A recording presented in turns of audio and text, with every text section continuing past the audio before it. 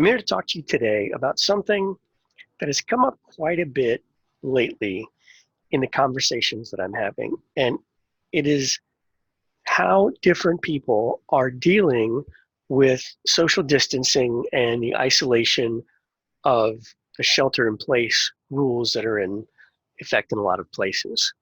In short, what that means is that everyone is spending a lot more time at home, sometimes a lot more time alone, certainly a lot more time away from their coworkers. If you did not already work remotely, then this is a big change for you. There are a lot of different ways we can look at people's personalities, but one of the simplest ways to think about how people process things is the simple categories of introverts and extroverts. I happen to be a natural introvert.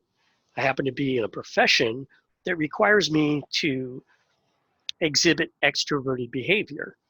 That's what I call situational extroversion. I can act like an introvert when the situation calls for it. I can do that because I've practiced it a lot over the years. Like I said, I feel like a natural introvert. I'll talk about what that means actually, so we're all on the same page. And so for me, this transition really wasn't much of a transition. I've worked from home and for myself for many years. So for me, not a big deal. Some of the people that I know, some of the people that I love that are closest to me are extroverts. So this is much more challenging for them. Introverts, one of the core characteristics of introverts is that introverts are recharged or re-energized by alone time. So during these times when everyone's at home, this is totally no big deal for most introverts.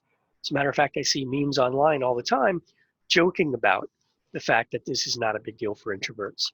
But extroverts, on the other hand, extroverts get their batteries, their internal energy, their batteries recharged by socializing.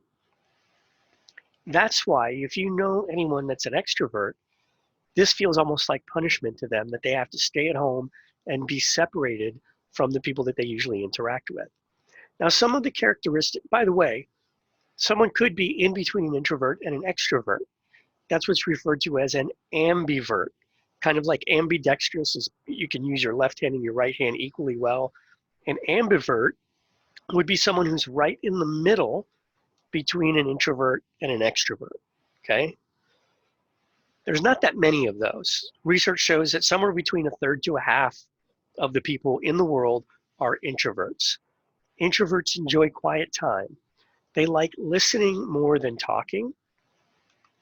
They think before they speak. They're very thoughtful people. And when I say thoughtful, I don't mean that because I'm an introvert, I think I'm smart. It just means I'm thinking all the time. And introverts approach risk very cautiously. Extroverts are on the flip side of that. They're energized by social situations. They tend to be more assertive, not aggressive, but assertive. Aggressive is a whole different thing. They're good at multitasking, or at least what we perceive as multitasking, changing tasks back and forth very quickly. And extroverts tend to think out loud. So sometimes they come across as unfiltered because, quite frankly, they are unfiltered some of the time. So think about where you fall on the spectrum of introversion versus extroversion and how that might affect how you are processing working remotely and being away from people you usually socialize with. And then think about the people that you know. Do they strike you more as an introvert or an extrovert? And then think about how that is affecting them. A lot of our interaction with people and our communication with people can be improved simply by simple awareness. I understand this is more difficult for you, therefore, I'm going to flex a little bit more. I'm going to be willing to kind of compromise more because I understand that out of the box, this is more challenging for you than it is for me. That's all for today. I'll see you next time.